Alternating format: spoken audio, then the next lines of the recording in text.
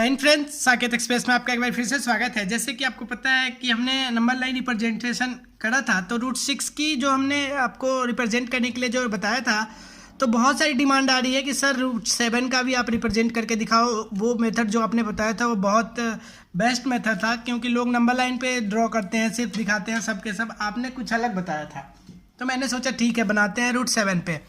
तो रूट 7 का देखिए कैसे बनाएंगे हम। मैंने बताया था आपको कि ये जो आपको रिप्रेजेंट करने के लिए बोला जाए, इसे आपको मानना है h। आप ये समझ लो कि ये वैल्यू आपकी h की वैल्यू है, ठीक है। तो आपने पाइथागोरस थ्योरम पढ़ा होगा, उसके लिए आपको ये फॉर्मूला याद रखना होगा। अगर याद नहीं है तो h² = p² + b² under root. अब मैंने आपसे एक चीज़ बोली थी पिछले वाले में कि रूट 7 किसका नियर बाई स्क्वायर कौन सा है, तो आप कहेंगे 4 है। किसका स्क्वायर है? 2 का स्क्वायर होता है ना 4। तो आपको ध्यान रखना है कि नियर बाई जो स्क्वायर है वो 2 का स्क्वायर है, और जैसे ही हम 2 का स्क्वायर करेंगे तो 2 का स्क्वायर क्या होता है? 4। दैट मीन्स रूट 7 बनाना है हमें, तो 4 में और क्या ऐड करना होगा? तो 3। तो अगर हम 3 का स्क्वायर करते हैं तो वो तो 9 हो जाएगा। तो हमें अगर रूट 3 का स्क्वायर करते हैं तो रूट 3 का स्क्वायर क्या होता है? 3। दैट मीन्स हमें नंबर मिल गए। अगर 2 का स्क्वायर 4 और रूट 3 का स्क्वायर 3, दैट मीन्स रूट 7 मिल गया। तो आपको ये बात याद रखनी है कि आप इसे p मान लो तो इसे b मान लो, या फिर आप इसे b मान लो तो इसे p मान लो।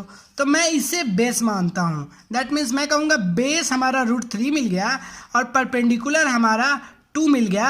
और अगर हम इन दोनों से अगर ड्रॉ करते हैं नंबर लाइन, तो हमारा जो हाइपोटेनस मिलेगा वो रूट 7 मिलेगा, ठीक है।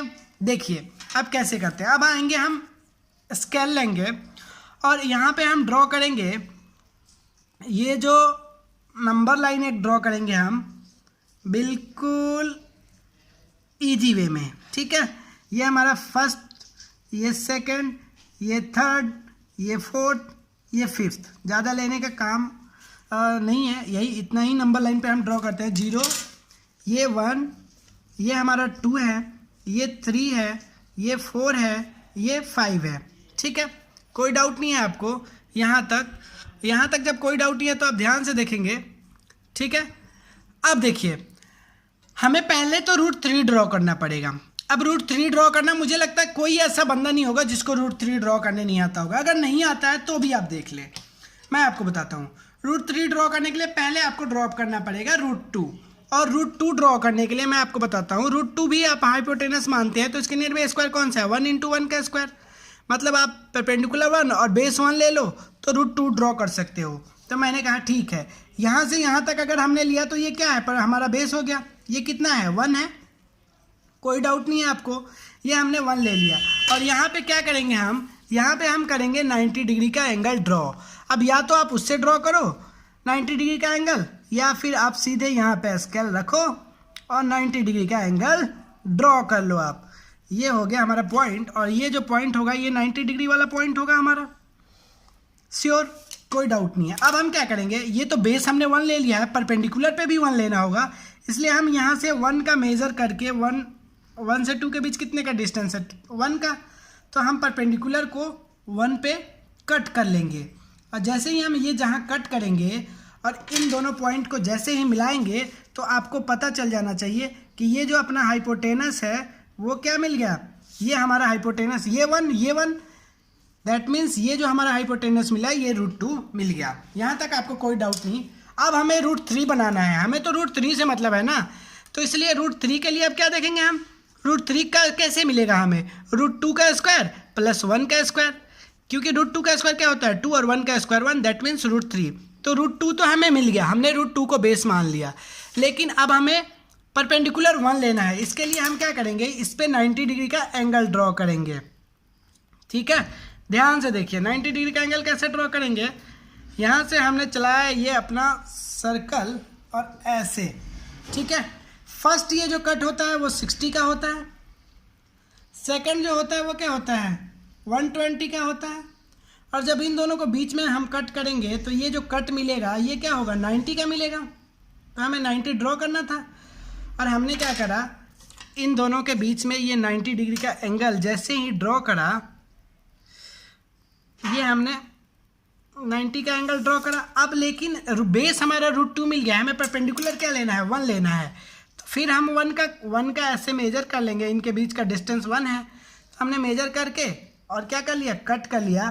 और ये जो पॉइंट मिलेगा, इस पॉइंट को जब हम मिलाएंगे तो आपको ध्यान देना होगा कि ये जो हमारा पॉइंट होगा ये क्या होगा, √3 का पॉइंट होगा। दैट मीन्स ये जो हमारा पॉइंट होगा ये √3 का नंबर लाइन हो गया।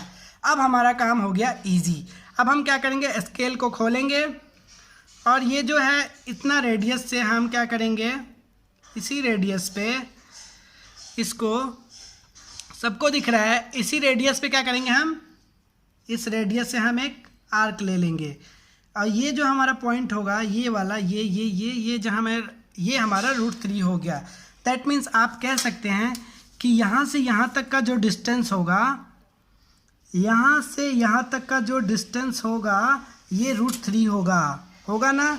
अब हमें बेस जब √3 मिल गया तो हम यहीं पे अगर एक राइट एंगल बना लें इस पॉइंट पे, ये हमारा √3 का पॉइंट है ना, और यहीं पे हम क्या कर लें, राइट एंगल बना लेते हैं। सबसे इजी, ऐसे ही करा था ना हमने। ये जो √3, बहुत लोग सिर्फ नंबर लाइन पे ड्रॉ करना बताएंगे, ये बहुत यूनिक है, ये सबसे यूनिक मेथड मैंने आपको बताया है। अब मैंने क्या करा, यहाँ पे 90 डिग्री का ये हो गया, ये हमारा √3 वाला, यहाँ से यहाँ तक का डिस्टेंस क्या है, √3 है, तो हमने बेस √3 ले लिया। अब हमें परपेंडिकुलर लेना है 2। परपेंडिकुलर 2 लेने के लिए हम देखेंगे 3 से 5 तक का डिस्टेंस क्या है, 2 है, तो हमने इसे मेजर कर लिया।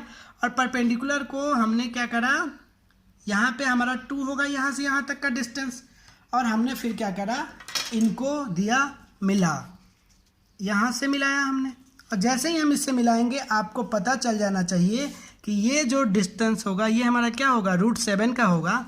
लेकिन आप इसमें एक चीज़ और कर सकते हैं, यहाँ से आप फिर स्केल को खोलेंगे अपने, और अपना जो प्रोटेक्टर है इसे ऐसे लेके आएंगे और ये जो डिस्टेंस होगा ये √7 होगा। ये आप समझ गए होंगे बहुत आसानी से। मैं आपको शो कर देता हूँ। यहाँ से 0 से इस पॉइंट तक का जो डिस्टेंस है, इस पॉइंट से इस पॉइंट तक का जो डिस्टेंस है ये क्या है, √7 है। तो उम्मीद करते हैं ना सबको समझ में आया होगा। और ये बिल्कुल आपको YouTube पे ऐसा नहीं मिलेगा, ये बिल्कुल यूनिक मेथड है। अगर अच्छा लगा हो, आपने पिछले वाले वीडियो को बहुत सारे लाइक और प्यार दिए हैं, तो अगर आपको ये भी अच्छा लगा हो तो अपने दोस्तों में शेयर करें और कुछ नया सीखें।